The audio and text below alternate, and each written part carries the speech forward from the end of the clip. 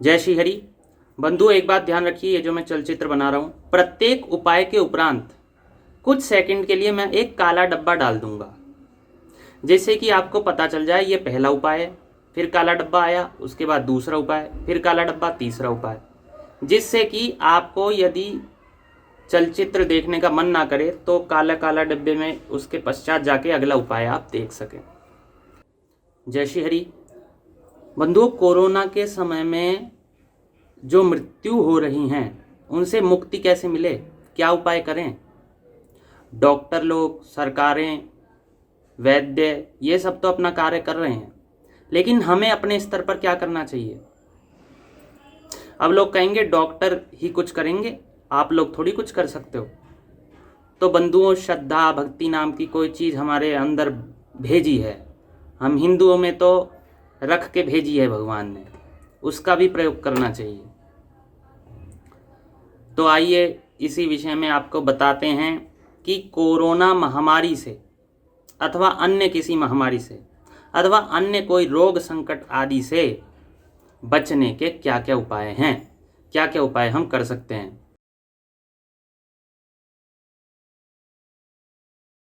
तो बंधुओं, पहला उपाय बालकांड रामचरितमानस 34वें दोहे के उपरांत की 5वीं चौपाई। क्या कहा है? रामचरितमानस मुनि भावन, बिरचेऊ शंभु सुहावन पावन। क्या अर्थ है? यह रामचरितमानस मुनियों का प्रिय है। इस सुहावने और पवित्र मानस की शिवजी ने रचना की। यह तीनों प्रकार के दोषों, दुखों और दरिद्रता को तथा कलयुग की कुचालों और सब पापों का नाश करने वाला है। ये कलयुग के कुचाल हैं। ये जो आज महामारी आई है, ये कलयुग के कुचाल हैं। तो रामचरितमानस का पाठ करने से कलयुग के कुचालों का नाश होता है। स्त्री, शूद्र, द्विज, ब्राह्मण, सभी लोग इसका पाठ कर सकते हैं, इसका श्रवण कर सकते हैं। और पाठ के उपरांत मंदिर अथवा ब्राह्मण को कुछ दक्षिणा दे सकते हैं। अयोध्या कांड 325वां दोहा, तीसरी चौथी चौपाई। क्या कहा है? भरत जी का परम पवित्र आचरण मधुर, सुंदर और आनंद मंगलों का करने वाला है। कलयुग के कठिन पापों और क्लेशों को हरने वाला है। महामोह रूपी रात्रि को नष्ट करने के लिए सूर्य के समान है। पाप समूह रूपी हाथी के लिए सिंह है। सारे संतापों के दल का नाश करने वाला है। भक्तों को आनंद देने वाला और भव के भार का भंजन करने वाला तथा श्री राम प्रेम रूपी चंद्रमा का सार है। तो ये सभी संतापों के समूहों को हरने वाला है और सभी मंगलों को देने वाला, कलयुग के कठिन पापों और क्लेशों को हरने वाला है। तो इसका आप पाठ करो, पाठ कराओ, श्रवण करो, श्रवण करवाओ। इससे इस महामारी से मुक्ति मिलती है, मिलेगी।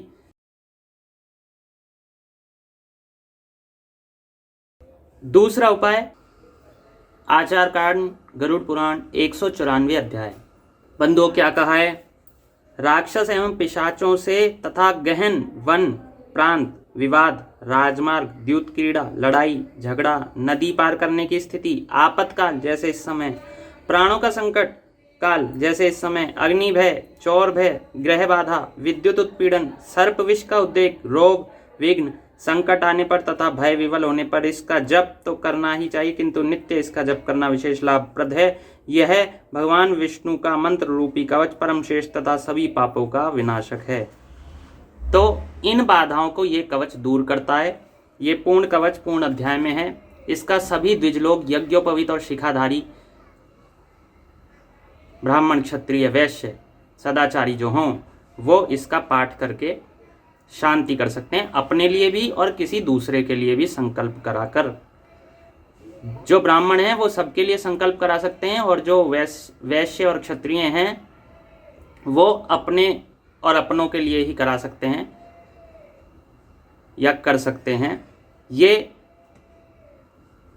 जितने भी कार्य होते हैं ये सब ब्राह्मण के परामर्शानुसार करने चाहिए। इसलिए मैं ब्राह्मण होकर आपको कह रहा हूँ कि आप ये सब कार्य कर सकते हैं। और ऐसा करने पर अब आप ये मत समझिएगा मैं आपसे कुछ मांग रहा हूँ। ये व्रत उपवास करने के बाद परामर्शदाता ब्राह्मण को दान करके ये कार्य पूरा होता है।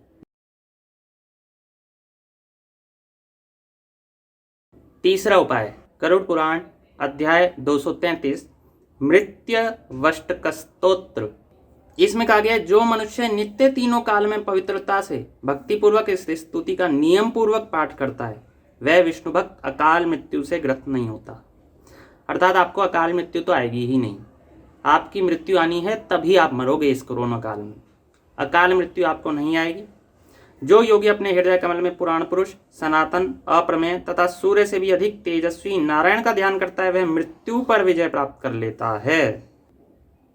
तो भगवान नारायण का ध्यान करते हुए इस स्तोत्र का पाठ करें और अकाल मृत्यु पर विजय प्राप्त करें। यह भी द्विजों के लिए स्तोत्र है।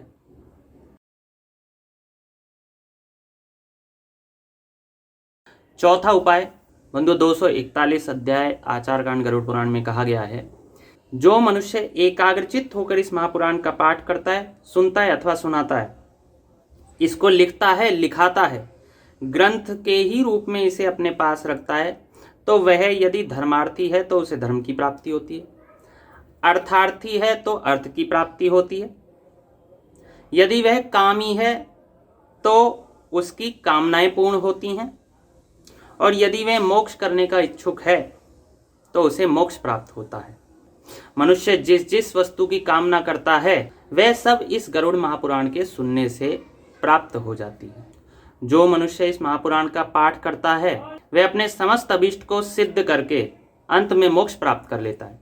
इस पुराण के एक श्लोक के एक चरण का पाठ करके भी मनुष्य पाप रहित हो जाता है। जिस व्यक्ति के घर में यह महापुराण है उसको इसी जन्म में सब कुछ प्राप्त हो जाता है। जिस मनुष्य के हाथ में यह गरुड़ पुराण है उस मनुष्य के हाथ में नीतियों का कोश है। जो मनुष्य इस पुराण का पाठ करता है या इसको सुनता है वह भोग और मोक्ष दोनों प्राप्त कर लेता है।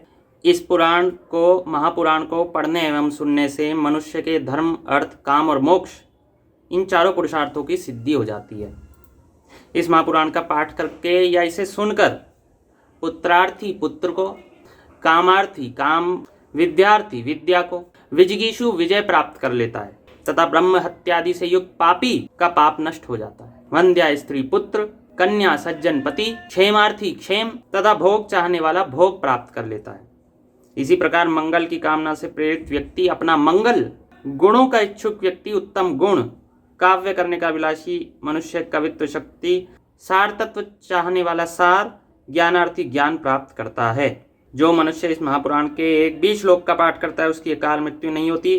तो बंधुओं, इस गरुड़ महापुराण का आप सभी को, यदि द्विज हैं, सदाचारी द्विज हैं, शिखा यज्ञोपवीत सूत्र धारण करने वाले, प्याज आदि भक्ष्य भक्षण से रहित हैं, तो उन्हें इसका पाठ करना चाहिए। जो अन्य लोग हैं ब्राह्मणों के अतिरिक्त, उन्हें इसका पाठ करवाना चाहिए और ब्राह्मण को दक्षिणा देनी चाहिए। किसी ब्राह्मण से इसका मंत्र ग्रहण करके उस मंत्र का जाप भी कर सकते हैं जो अन्य लोग हैं ब्राह्मण के अतिरिक्त। तो शूद्रों के लिए भी ये सुनने का विधान है, लेकिन ब्राह्मण के ही मुख से। आप कहेंगे ये अपनी ओर से बोल रहा हूँ, नहीं बंधु। भविष्य पुराण ब्राह्म पर्व अध्याय 216 में कहा गया है, वाचक ब्राह्मण को ही होना चाहिए, ऐसा कहा गया है। तो ये बात ध्यान रखें, जो वाचक हो, जिनसे आप कथा सुन रहे हो, जो व्यासी हो, वो ब्राह्मण हो।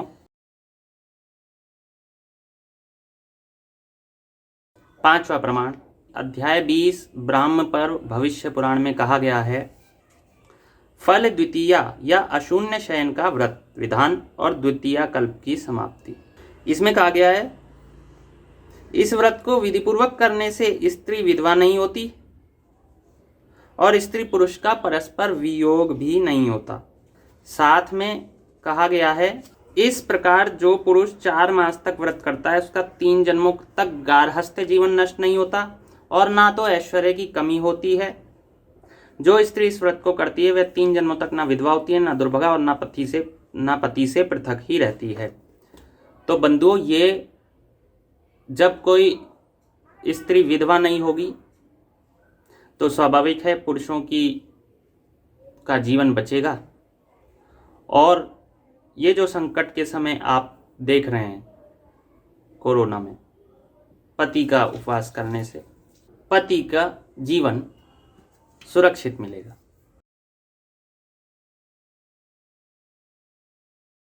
छठा प्रमाण भविष्य पुराण ब्राह्मण पर्व 91-92 अध्याय। क्या कहा है? रोगहा एवं माहेश्वर व्रत विधि। यदि आदित्यवार को उत्तरा फाल्गुनी नक्षत्र पड़े तो उसे रोगहावार कहते हैं। यह संपूर्ण रोगों एवं भयों को दूर करने वाला है।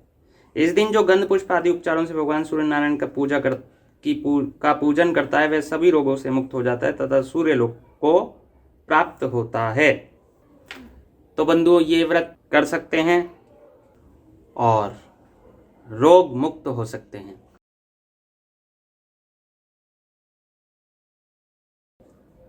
सातवां उपाय बंधुओं, भविष्य पुराण प्रतिसर्ग पर्व अध्याय 2।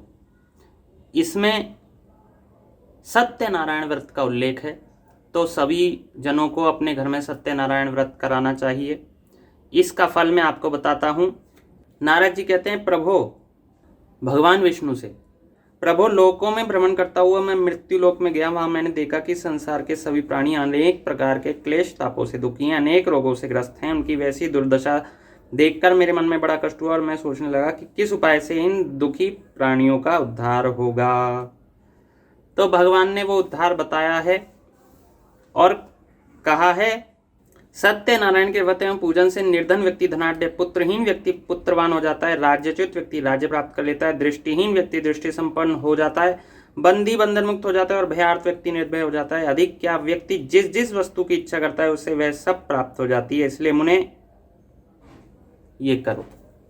तो आपको सत्यनारायण व्रत की कथा ब्राह्मण देवता को बुलवा के करवानी है, प्रसाद आदि वितरण करना है और आपकी कामनाएं पूर्ण।